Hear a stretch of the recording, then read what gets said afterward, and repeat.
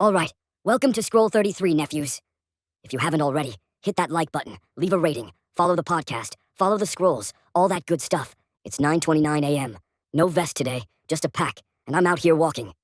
I just walked past this bird's nest, sitting low as hell in a tree, like so low that any random human could knock it out by accident. Dumbass bird. It'll learn one day, wholesome creature doing wholesome creature things. But hey, you live and you learn. Anyway, today is the day, folks. The wristbands drop. Literally after I finish talking, I'm going home to make the post telling people they're officially available. This is crazy to even say out loud, because it feels like this whole DeepFriedLogic thing is really turning into something. I remember back in the first 10 scrolls when I asked y'all, if I made merch, would y'all buy it? Well, we finna find out, nigga. And I ain't buy too many because I had no idea what the volume was gonna be like. If we sell out, cool.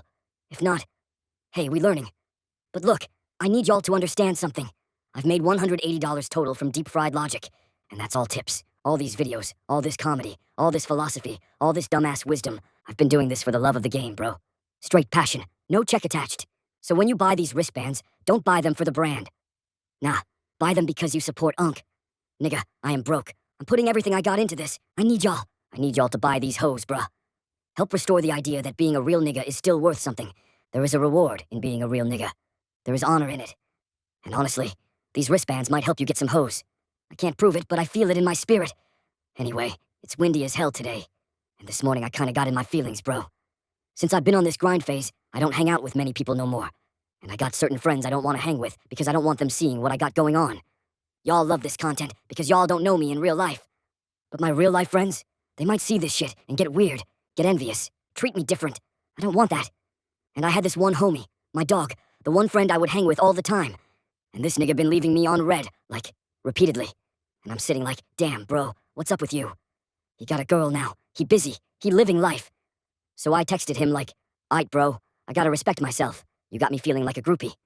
He said, yeah, fool. I got a girlfriend now. 2 years. Yada yada.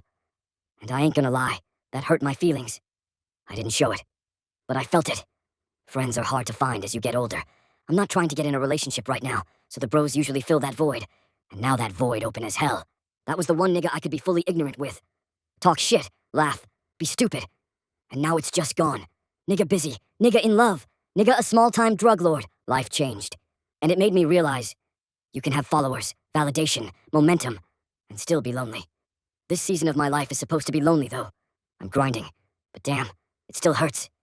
Anyway, God bless that nigga. We'll link up one day. But yeah, that's how my morning started. Now here's the wild part.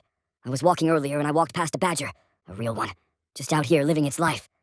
Cool little animal. Nature really be naturing. But yeah, man, I'm at the point now where every time I drop a TikTok, it feels like a little spectacle. Especially them late night stories.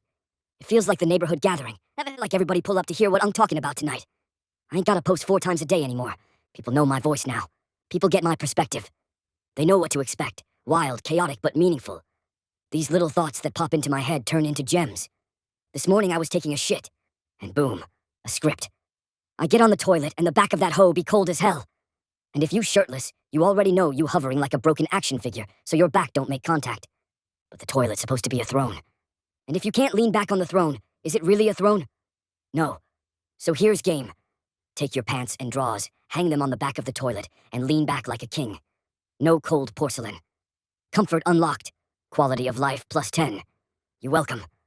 Anyway, I gotta get back in the gym too. My belly poking a little bit. Abs swallowed up.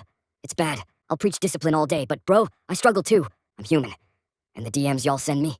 Crazy. Yesterday I got a DM that said, Unk, how do I stop being racist? I laughed for 10 minutes. Then I read the full message, and honestly, bro, made sense.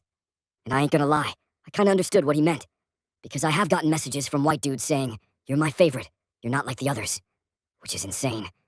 But then you gotta understand something. When every experience they've had with a group is negative, it's like seeing a certain dog breed that always chases you. Eventually you don't like that breed. You're not scared of dogs, but you don't trust that one. But here's the deeper part. A dog's behavior comes from its environment. If it grows up in survival mode, it's not gonna be friendly. Same with people. A lot of black kids grow up without a dad. I had one.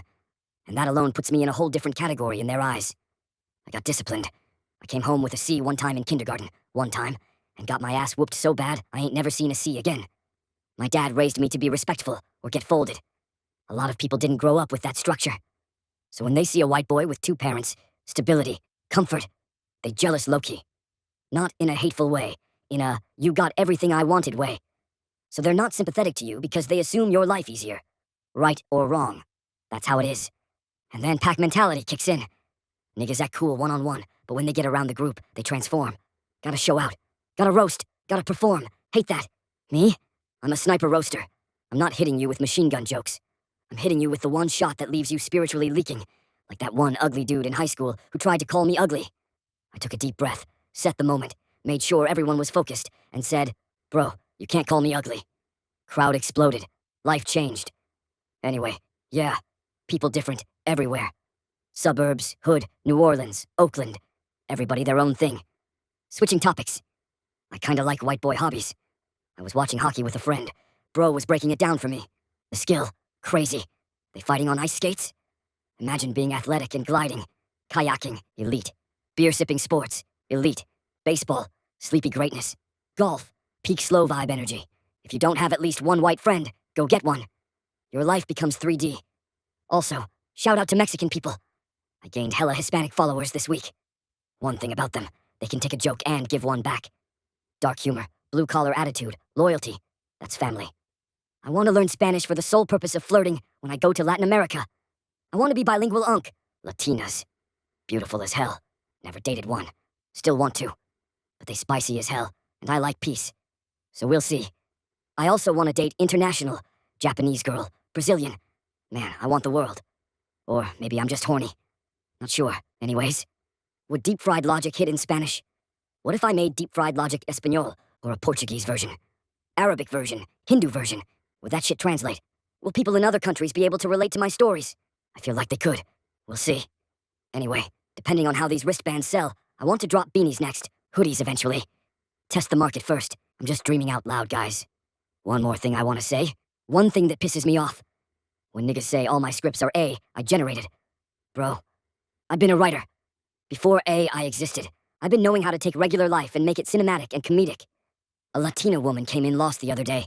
I could have just said, I helped her. But I broke it down, gave it pacing, humor, emotion.